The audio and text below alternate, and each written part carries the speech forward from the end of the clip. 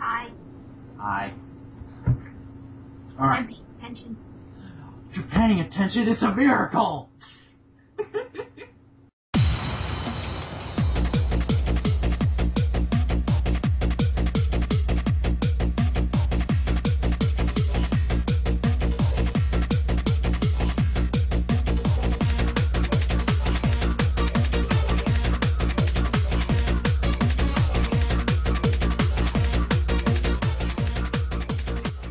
Hello and welcome to Geeky TV, brought to you by the Vacuumina Network. I am your host, the Vacuuminator, and I am joined, of course, by... Hi, I'm Callie. And,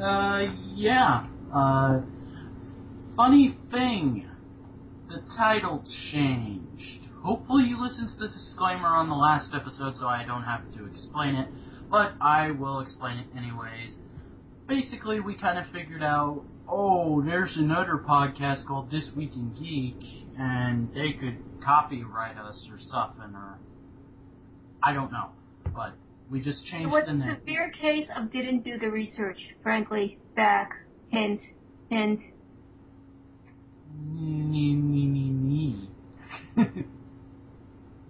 I will admit, I'm lazy and I don't do my research, but that's because it's YouTube, and half the time I think it's alright. Did you just insult all of your YouTube listeners in, 5 words? That depends on how they take those 5 words. I don't know. You're insulted, it's all Vac's fault. Yes. But anyways, aside from that, pretty much past week I've been not doing that much because, I got re-obsessed with Minecraft, and I've been playing that like there is no tomorrow, making a lot of additions to my main map, and I would go over them all, but it's kind of pointless because I'd have to painstakingly put screen caps over this part so you people could see what I'm talking about, and I'm too lazy! Screen caps are so hard! Okay, they're not, but I'm just lazy, alright? Anyways, what have you been up to the past week? Sewing. It's all I do now. You don't want to mention anything in specific that you sewed or anything?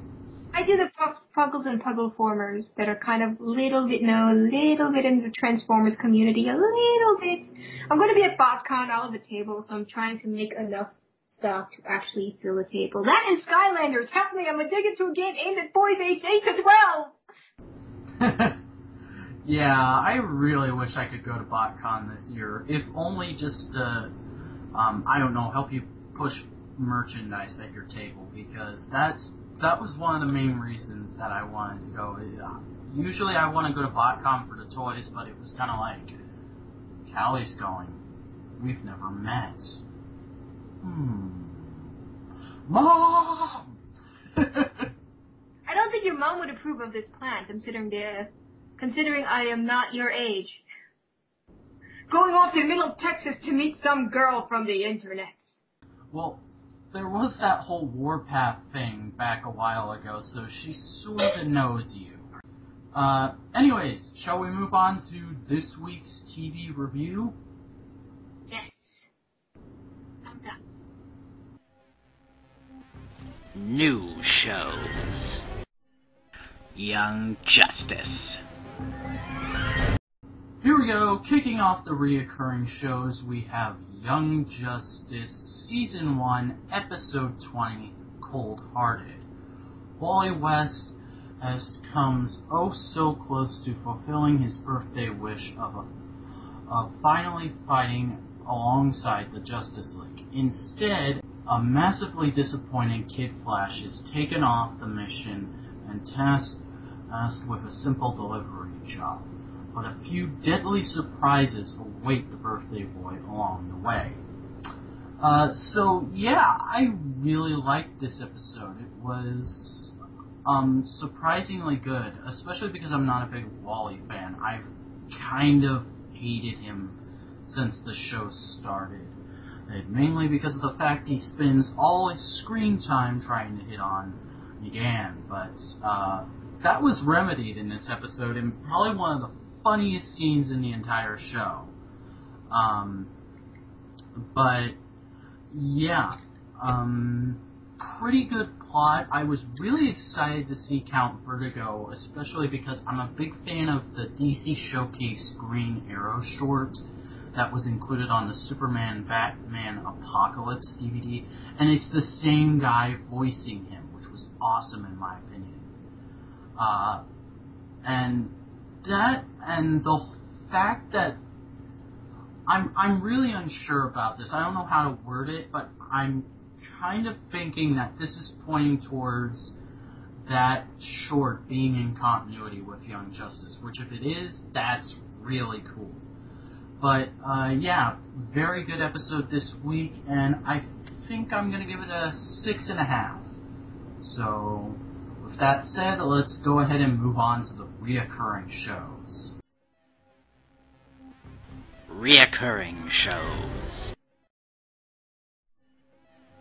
Transformers Prime.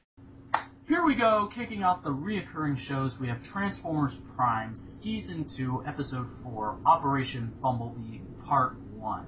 So, Callie, you want to read the plot synopsis this time? Sure, why not? Following the Autobots' battle with the Decepticons, Bumblebee questions his worthiness to his team when something happens to him in battle. The Autobots suspect the Decepticons to be behind Bumblebee's troubles, not knowing that Mech is the true culprit. Dun dun dun! Yeah, this episode was really good. I have to say, I have not been a big Bumblebee fan since the movie version debuted, but that's a whole can of worms that I don't want to get into. No one really likes movie Bumblebee, only kids that don't know any better, because he's annoying. Yeah, he's like freaking R2-D2 or something. But I really did like this because it showed Bumblebee as a real character, not just, oh, we have the robot that the kids are going to like the most in this series. And also, I really like the fact that they actually explain why Bumblebee can't transform. They explain what a T-Cog is. It's world building. I love world building, and to my knowledge, this is the first time they've mentioned how Transformers are able to scan vehicles and transform. Oh, actually, I had a bit of a thing with the T-Cog sequel thing. I think it would have flowed better just as a script if they actually said Transformation Cog instead of shortening it to T-Cog, because it just doesn't sound right to me, but that's just me being nitpicky. It wasn't a big deal for me, but now that you mention it, it would have been better if they had said Transformation Cog, I will admit. And another cool thing with this episode was they had the whole sequence, the end little bit with the cliffhanger and everything, where Bumblebee is chasing Knockout. I really did like that because it was almost like I was half expecting Knockout to stop and transform and give Bumblebee a fair fight, because out of all the Decepticons in this situation, Knockout is the one I would pick to give Bumblebee a fair fight because he can't transform, because, you know, Knockout's obsessed with cars. I don't think Knockout would see it as giving Bumblebee a fair fight, as more like, why the hell? Why aren't you transforming? I am insulted! Knockout's mad! And then he transforms. Because he's but things aren't going the way it should be going. Yeah, I guess you're right there. That's actually quite a good point. They're Decepticons! They don't know fair fight. I don't know. I kind of think out of all the different versions of the Decepticons we've gotten, at least Knockout and Breakdown seem like they're the two Decepticons out of all the Decepticons, out of all the series. They seem like they're the only two Decepticons who are likely to at least, like, give Autobots a fair fight, because, you know, it's almost like they're only working for Megatron because the money is good. You know, They're swindle without being completely annoying, in my opinion. No, you haven't been paying attention to Knockout then, because Knockout is a shrewd, manipulative bastard. He's sneaky, and he just goes in to get as much power and, if you want to call it money, sure, as possible. Even if it means lying, killing, and just tweaking things along the way. Breakdown, I agree with you. He doesn't seem like he's really agrees with everything. It's by that episode where he was hesitant to take out Bulkhead after his ass was saved. He's like, take him down? Really? But he just saved my ass. Okay, if you insist. Then he's doing it. Because it was under orders. Yeah, I guess you're right. Because I did just get season 1 on DVD. I haven't gotten to those episodes yet, so I've only seen those episodes once, so I don't know. It may have underplayed itself in my mind or something, but overall, I really did like this episode. I'm a huge fan of human villains, especially because, unlike the Archer from Transformers Animated, Mech is actually a good villain.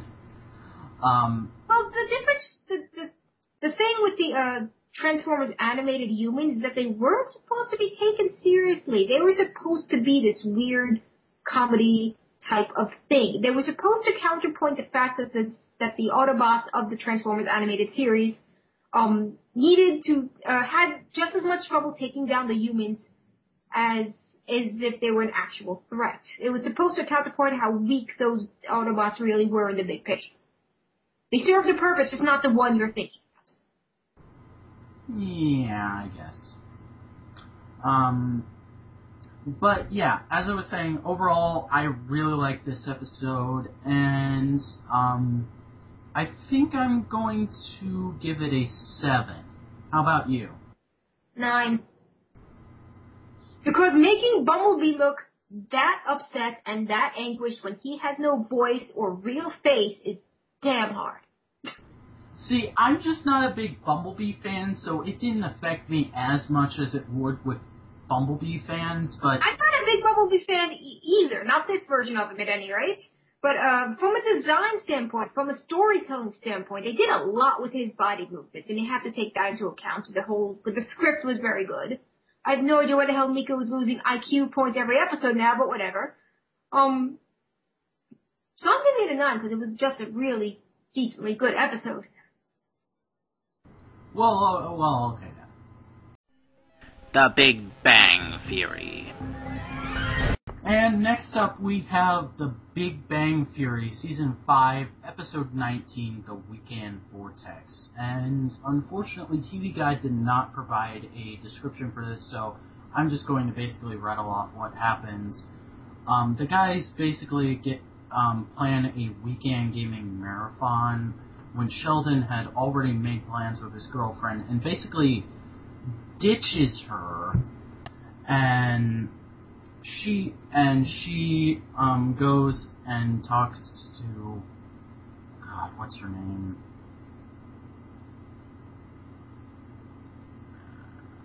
I'm completely derping out on the girl's name, but it's the girl Leonard's dating and has been trying to get her to date him for the entire series. And so they go in and they make a scene, and basically Raj stands up, and in probably the funniest point in the entire episode, Raj makes a scene himself and talks about how basically he was looking forward to the entire thing because it would be like the good old days back before the others got girlfriends, and how even if he does end up getting a girlfriend, he's still going to be the guy who ended up getting a girlfriend after Sheldon, which was the only point in this episode where I actually laughed out loud. But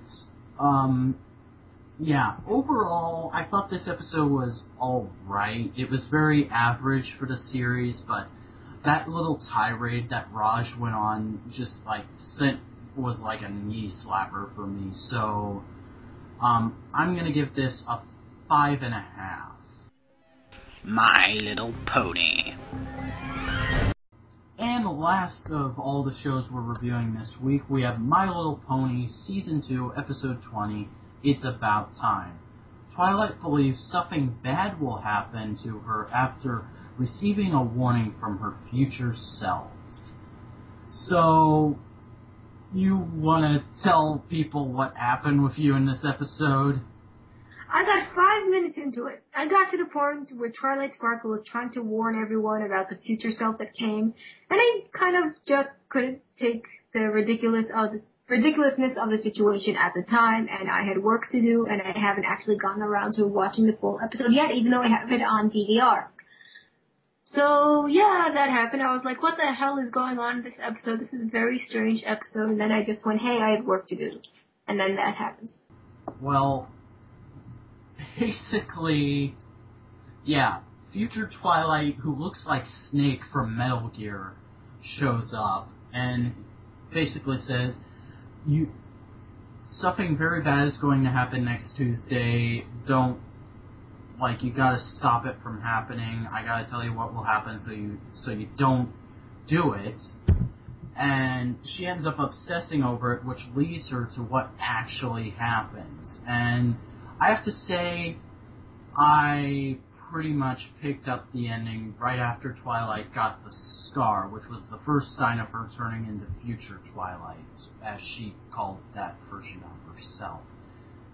Really slurred my words there. And the episode was just really predictable, and aside from the Metal Gear reference in the way Twilight looked when she went back in time, I didn't really care for it that much, so if you're a Metal Gear fan, I would say it's worth checking out, but for me, it's a 4. I haven't actually seen the entire episode, but the fact that they decided to have like a time travel thing going on in a show that's supposed to be for little girls, and no little girl is going to understand any of the things going on in that episode after the first 2 minutes. I'm kind of have to applaud with a kind of like, I see what you did there kind of face going on. Also, I think I actually missed kind of the references that you're talking about because I never played Metal Gear. But anyway, also, amusingly, I don't know what happened at the end of that episode, but Twilight's voice actress is posting up a whole bunch of random pictures of Twilight Sparkle in provocative poses and going, I'm Twilight-licious, and I don't know if that's related or not, but I find it hilarious, including pictures of her with the future pose and claiming she's a rap star from the future. I don't know what's happening there. It's not related at all. I think she's just trying to troll the trolls, if you know what I mean. Yeah. So I guess that's gonna do it for this week. So do you have any other overall thoughts on this week's Transformers Prime or anything else that you may have watched during the week? Not really. I don't do anything with my time! Not gonna comment. But, yeah, a decent week of shows this week. I could have done without this week's episode of My Little Pony, but otherwise, everything was pretty on par with what I've come to expect from the shows. So, no disappointing factors or anything. And I guess that's gonna do it for us this week. So, thank you for joining us here on Geeky TV. There are many ways you can get in contact with us and leave feedback for the shows. You can go to our sort of kind of official site. We call it our non-official official site because it's just a Tumblr, but that would be thevacuuminanetwork.tumblr.com. You can go there and check out all the other episodes of this week, you can go there and check out all the other episodes of Geeky TV, as well as all other podcasts and video series that we have going. And you can subscribe to us on YouTube to get every episode as it comes out. That would be youtube.com/user/thevacuuminanetwork. I also have a YouTube myself, which is youtube.com/user/vacuumina. Callie, what is your YouTube? My YouTube? Yeah. Same as here, but I don't have anything up. I have like 2 videos. There's like nothing there. I don't do anything. Okay. Well, moving on. You can follow us on Twitter and we'll become best friends or something. That's at the Vacuuminanet. I'm at Vacuuminator, and you're... I'm Callie Carey Shoka. Hello. Goodbye. And also, don't forget to check out Callie's DeviantArt page and see all the puggles and other plush creations she comes up with. That's calliecaryshoka.deviantart.com, correct? Yep. You're probably gonna have to spell that in the description or something or other. Oh, I always do. Anyways, until next week, I have been the Vacuuminator, joined by... Kelly! And until next week, keep watching those boob tubes. That sounded so wrong.